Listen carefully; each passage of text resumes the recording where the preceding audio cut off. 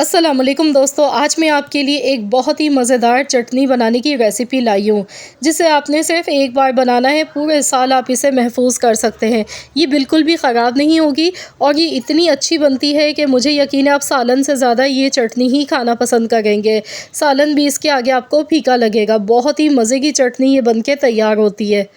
आपके दस्तरख़्वान को चार चाँद लगा देगी ये चटनी अगर आप एक बार बना लेंगे। लहसुन और लाल मिर्चों के साथ ये चटनी बनाई जाती है। बनाने का तरीका इसे बेहद आसान है, तो इसे किस तरह बनाकर आप महफ़ूज़ कर सकते हैं आज की इस वीडियो में आपको कंप्लीट मैं बताने वाली हूँ। तो इसके लिए चलिए हम रेसिपी देख लेते हैं। तो इसके लिए मैंने यहाँ पर सूखी लाल वाली मिर्चें ली हैं।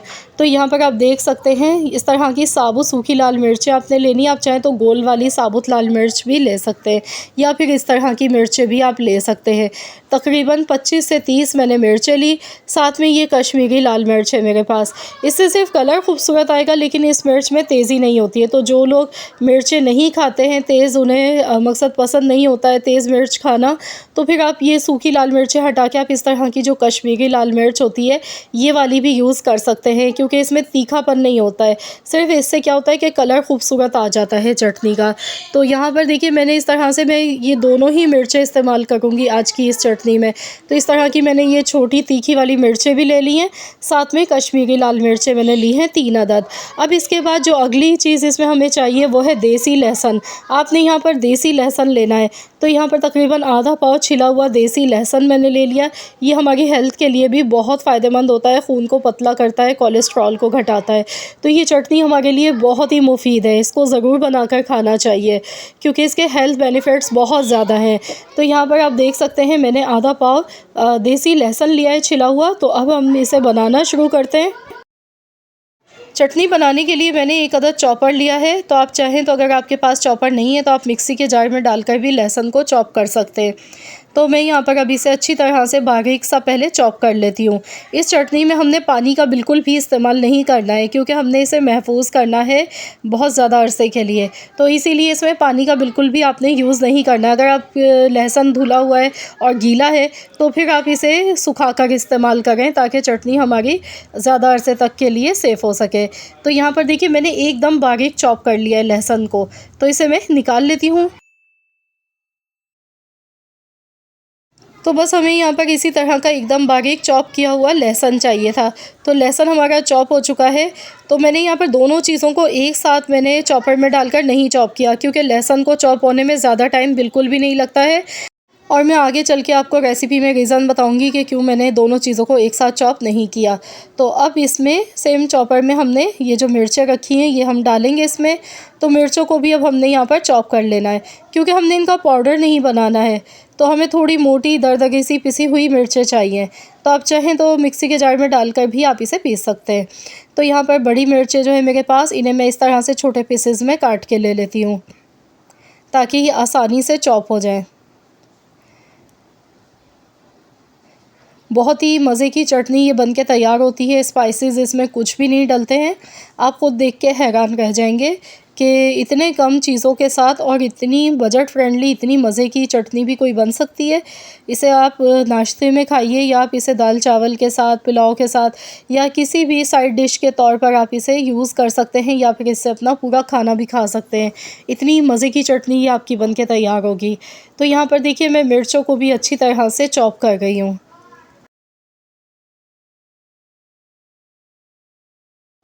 तो यहाँ पर देखिए मिर्चों को चॉप करने में थोड़ा-सा हमें टाइम ज़्यादा लगा है, तकरीबन 1 मिनट लगा है। लहसुन को मैंने चॉप किया था वो सेकंडों में हो गया था फटाफट फ़ौरन से।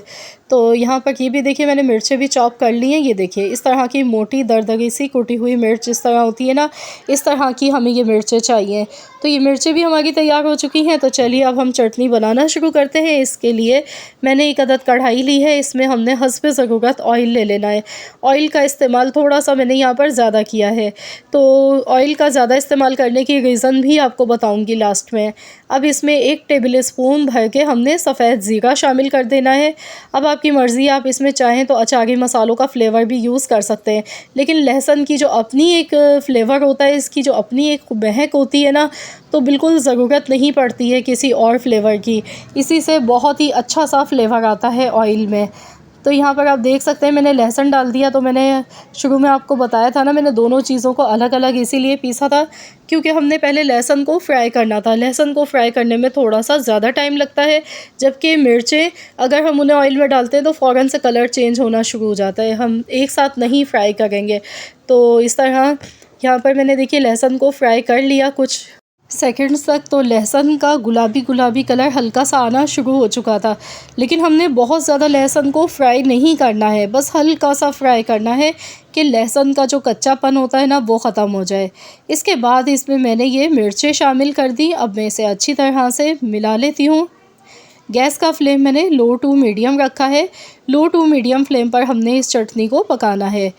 तो इसमें मैंने नमक अभी शामिल नहीं किया है, तो इसमें मैं नमक हस्बे ज़रूरत इसमें शामिल करूँगी। तो यहाँ पर तकरीबन मैंने हाफ़ टेबल स्पून भर के नमक शामिल कर दिया। एक बार अच्छी तरह से मिला लेना है।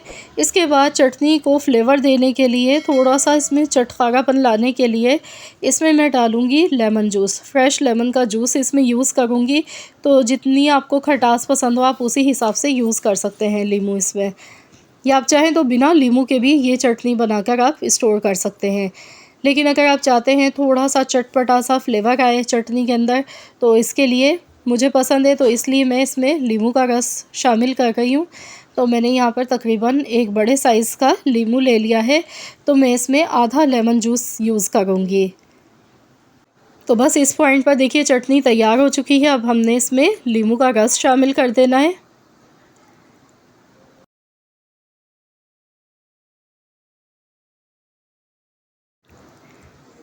तो यहाँ पर देखिए बहुत ही ज़बरदस्त सी ये चटनी बनके तैयार हो चुकी है। तो यहाँ पर जो मैंने आपसे शुरू में कहा था ऑयल मैंने ज़्यादा यूज़ किया है, तो इसकी जो मेन रीज़न थी वो यही थी कि हमें इस चटनी को बनाने के बाद काफ़ी लॉन्ग टाइम के लिए सेव करना है। तो अगर इसमें ऑयल कम होगा, अगर ये चटनी हमारी ऑयल में डूबी हुई नहीं होगी तो ये जल्दी ख़राब हो जाएगी। अगर इस तरह से ऑयल में डूबी हुई होगी ये चटनी तो फिर ये बिल्कुल भी ख़राब नहीं होगी, ना तो इसमें फंगस लगेंगे। तो ये बहुत ही ज़्यादा इसकी शेल्फ़ लाइफ बढ़ जाती है इस तरह से। अब हमने इसे कम्प्लीटली एकदम ठंडा कर लेना है रूम टेम्परेचर पर। जब ये बिल्कुल ठंडी हो जाएगी उसके बाद हमने इस चटनी को स्टोर करना है। तो यहाँ पर आप देख सकते हैं एकदम कलरफुल सी ये चटनी हमारी बनके तैयार हुई है। बनाने में आपने देखा कोई मेहनत नहीं है, कोई झंझट नहीं है, मिनटों में ये चटनी बनके तैयार हो जाती है। बनाने का अगर टाइम आप देखें तो 2 से 3 मिनट मुश्किल से लगते हैं इस चटनी को बनाने में, और बहुत ही कम चीज़ों के साथ ये बनके तैयार होती है। बहुत ही मज़े की लगती है। इसमें जो फ्लेवर है लहसुन का, मिर्च का, तो यकीन मानिए आप किसी भी खाने के साथ इसे खाएंगे ना तो आप सालन से ज़्यादा ये चटनी खाने पर मजबूर हो जाएंगे, इतनी मज़े की आपको लगेगी। तो चलिए अब मैं आपको दिखाती हूँ इसे सेव करने का तरीका। चटनी को सेव करने के लिए आपने कोई भी एयर टाइट कंटेनर या जार ले लेना है, या फिर कांच की बॉटल भी आप ले सकते हैं। जो भी आपके पास अवेलेबल हो उसमें आपने ये चटनी इस तरह से डाल देनी है और आपने इसे ढककर रख देना है फ्रिज के अंदर। फ्रिज में रखने से ये होगा कि चटनी आपकी बिल्कुल भी ख़राब नहीं होगी। आप इस चटनी को 1 साल तक भी रख के खा सकते हैं, पूरा साल आप इसे इस्तेमाल कर सकते हैं। तो ज़रूर आप लोग इस रेसिपी को ट्राई कीजिएगा। अपना फ़ीडबैक देना मुझे मत भूलिएगा। कमेंट्स में मुझे आप लोग ज़रूर बताइएगा कि आप सबको कैसी लगी है मेरी आज की ये रेसिपी। आई होप कि ये रेसिपी आप लोगों को पसंद आई होगी। रेसिपी अच्छी लगी है तो वीडियो को लाइक करें, शेयर करें। चैनल पर नए हैं तो चैनल को सब्सक्राइब कर लें। मिलते हैं इंशाअल्लाह ताला एक और नई रेसिपी के साथ।